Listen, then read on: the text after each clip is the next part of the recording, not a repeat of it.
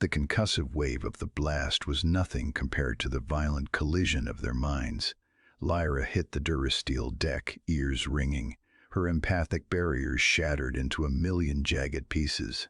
And in that terrifying, wide-open vulnerability, she didn't feel the cold void of Outpost Aegis. She felt him, Cale, the human contractor who had never offered her more than a nod and a blank stare. Now his mind flooded. Hers a suffocating galaxy of devotion, chronic pain, and a terrifying silent vow to burn the universe down before letting a single Rax blade touch her. It wasn't supposed to be like this. As a silly diplomat, Lyra was trained to navigate the complex emotional currents of 100 different species. She could sense a lie before it left an ambassador's lips, could feel the subtle shifts in adrenaline during a tense negotiation. But Cale had always been a dead zone, a void in her peripheral awareness. He was just a standard-issue human security contractor, or so she had assumed. When the Vrax Empire began pressing the borders of Aegis, Cale was the one assigned to her detail. He was entirely unremarkable short-cropped hair, dark eyes that tracked movement rather than people, and a frustratingly calm demeanor. Truth is, she had mistaken his silence for apathy. She had assumed humans simply lacked the emotional depth her people possessed. It turned out, unchallenged assumptions could completely blind a person to the truth standing right beside them. The attack came without warning. One second they were crossing the promenade, the soft hum of the station's atmospheric scrubbers vibrating under their boots. The next, a thermal detonator vaporized the primary support struts. Cale had moved before the shockwave even hit. He didn't yell. He didn't hesitate. He simply threw his heavy, armored body over hers, driving them both into the floor as a storm of superheated metal tore through the corridor above them. When the deafening roar finally faded to a high-pitched squeal, Lyra gasped for air, her lungs burning with the taste of pulverized concrete and ozone. The physical trauma had stripped away her natural silly defenses. Her mind was entirely exposed, and Cale was right there, his chest pressed against hers, his ragged breath fanning her cheek. Through the breached walls of her telepathy, she was suddenly drowning in him.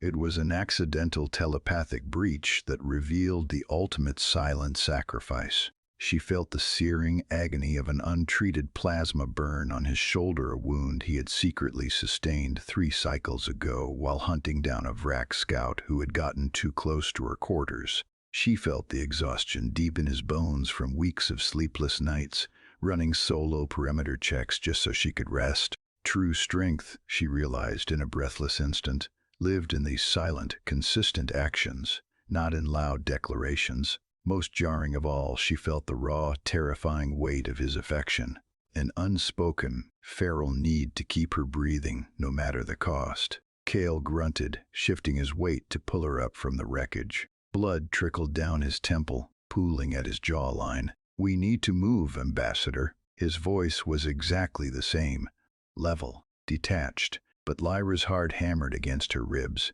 She looked up at him, truly seeing him for the first time. The Vrax assassins were already pouring into the lower levels of the station. She could sense their cold, calculated malice echoing up through the compromised ventilation shafts. 12 of them. She didn't shrink back behind him. Instead, she reached out, her trembling fingers brushing the blood from his cheek. The physical contact sent a jolt of pure electric adrenaline through their newly linked minds. She wasn't going to let him carry this heavy burden entirely alone anymore. 2 vastly different species were now linked by mind, battle, and unspoken affection. "They're coming," she whispered, her voice steadying as her glowing eyes met his dark ones. "And I know exactly where they are." The lights of Sector 4 flickered and died. Cale didn't need them. In the pitch-black corridors of Outpost Aegis, he moved not as a blind human, but with the terrifying precision of a predator guided by a silly mind. Lyra projected the station's layout directly behind his eyes. 2 Vrax assassins waited around the next bulkhead, their thermal signatures glowing violently in her mind's eye. She felt Cale's heartbeat steady. No spike of fear, just a cold, calculated drop into violence. He breached the corner. The impact was brutally fast.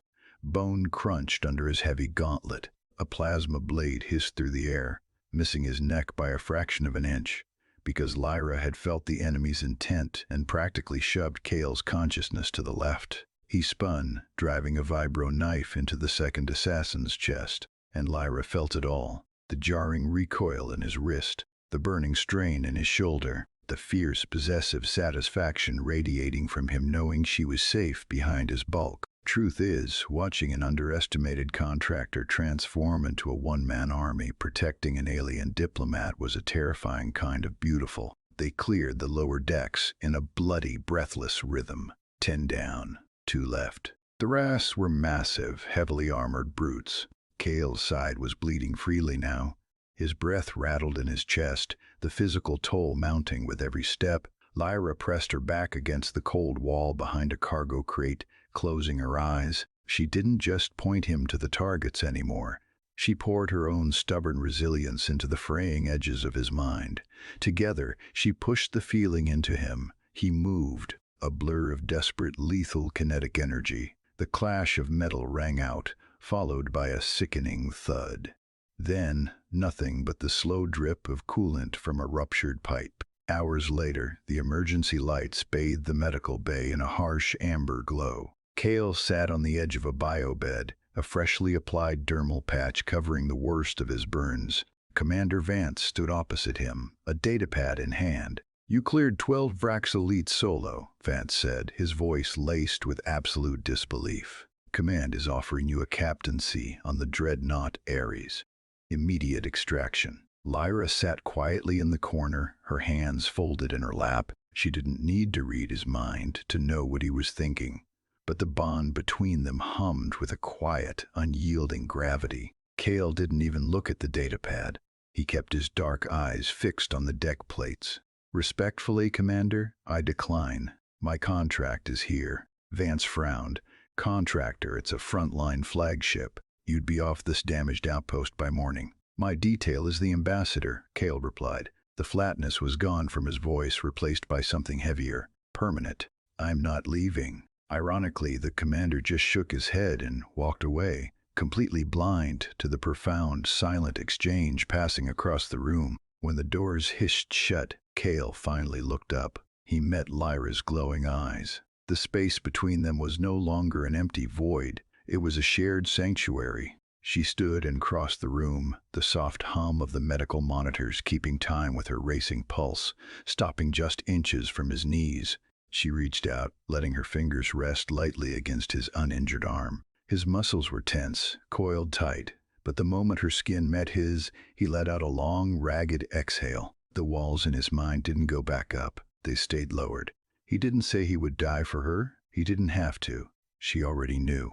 In fact, the most effective partnerships are built when individuals stop trying to carry heavy burdens entirely alone and choose to face challenges as a united front. "You should have taken the ship," she whispered, a faint smile touching her lips. Cale's hand lifted, his rough fingers brushing the dust from her collar in a gesture so startlingly gentle it made her chest ache. "I'm exactly where I need to be."